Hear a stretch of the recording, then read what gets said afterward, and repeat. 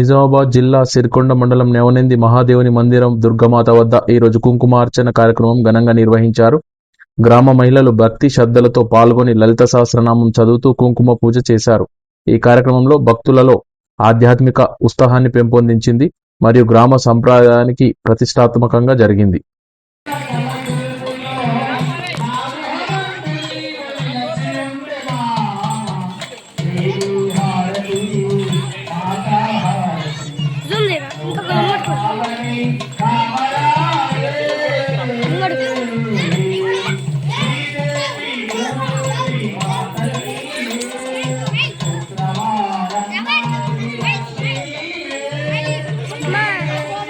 Mira,